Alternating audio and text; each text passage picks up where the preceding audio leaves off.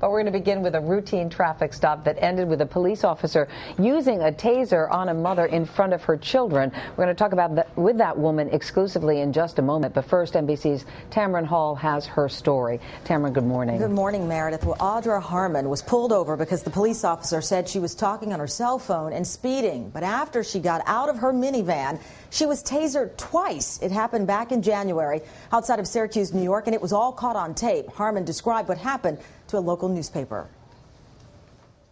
I handed in my license and registration, and as he started to walk back towards his car, I got out of my car under the impression or hoping that he was going to show me the camera tape. He asked me to get back in the car, and then he pulled out his taser and said I was under arrest. I said, "Don't do this in front of my kids."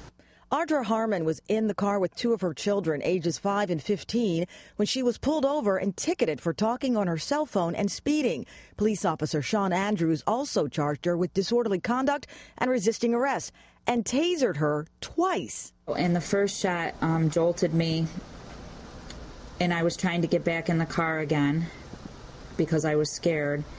And then he yanked me away again, and it's when he tased me and I went down on the ground.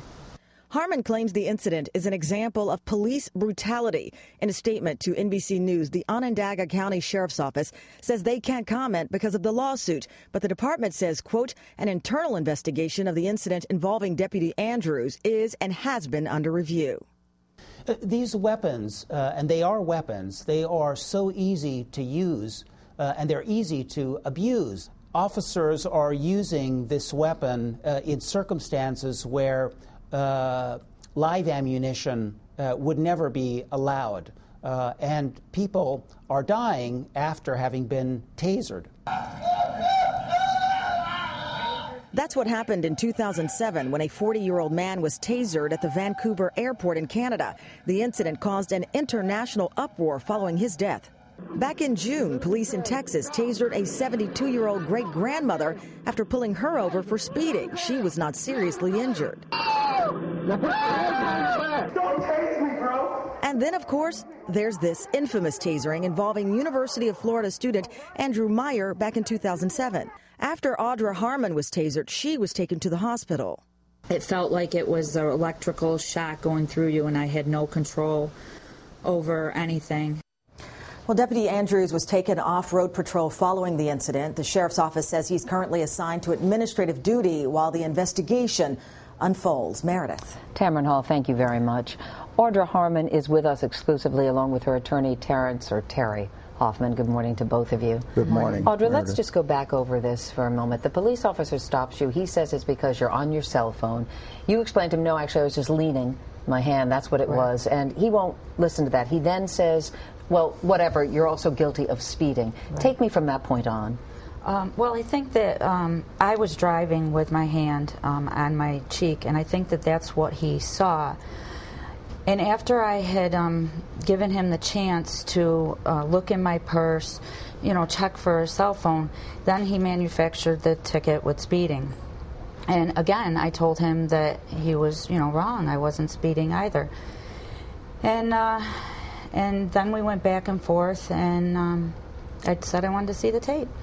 I wanted him to show me that I had been speeding. Now, he's walking back to the car. You did something that a lot of people might not do. I mean, anyone who's been stopped by the police knows you probably shouldn't get out of the car unless an officer tells you to. Right.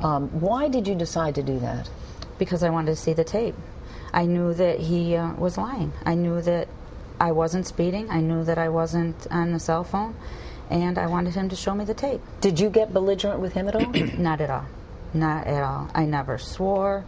My hands were not, flailing or whatever. Flailing away. I posed no threat to him. And is that when he presented the taser in front of you, as you were approaching his car? Well, I never moved from my vehicle. I just stepped out. As a matter of fact, he came towards me rather than I going towards him. I don't remember if he said that I was under arrest before the taser or after. A lot of it is still kind of a blur. Well, so much is happening so quickly. You did get back in the car. In fact, your 15-year-old son, I guess, told you, Mom, get back in. Yes, he did. And then the police officer pulled you out? Yes, correct. He wanted to arrest me, and so after I got in, he wanted me back out again. Instead of just leaving it, I got back in my car. It should have been over right there. And I wouldn't have reacted like I did if I was on my cell phone or I was speeding. I knew that he either he was having a bad day or whatever. He knew that I wasn't doing those two So things. you were eventually tasered twice, correct? Yes. The first time it just bounced off my jacket, or it didn't penetrate into my skin. The second one actually penetrated into my skin. And I know prior to this, you said to the police officer, don't do this in front of my children. You were pleading before the taser actually occurred, before he tasered you. Right. What's happening with your kids? You have a 5-year-old daughter in that car and a 15-year-old son. Yeah. My daughter was crying. I heard her saying, Mommy.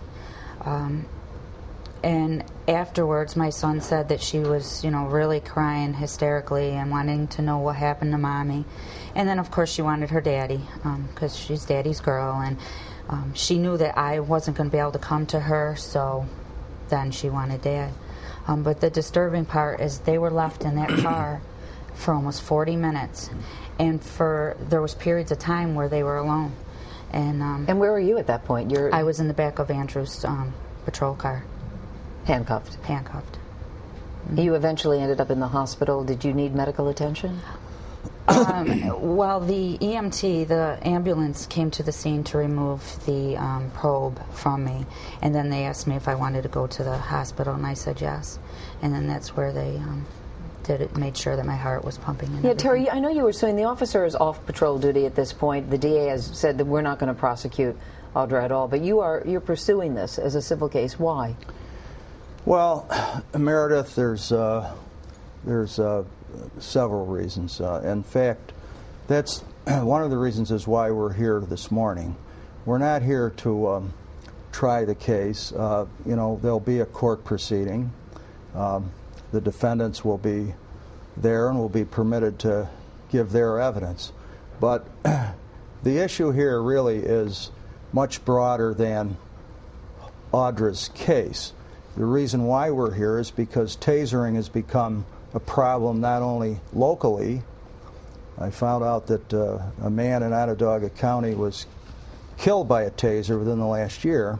So this is really to bring awareness then around. One of it is bring awareness, and also to perhaps awareness not only that anybody could be a potential victim, but awareness to the police officers who have the tasers to be a little more judicious and think it out a little bit more before they use this kind of a device. And then the overall picture is whether or not tasers themselves should be used in law enforcement. All right. Mr. Hoffman, I'm going to leave it at that. Thank you so much. Audra as well, thank you so much for joining us this morning.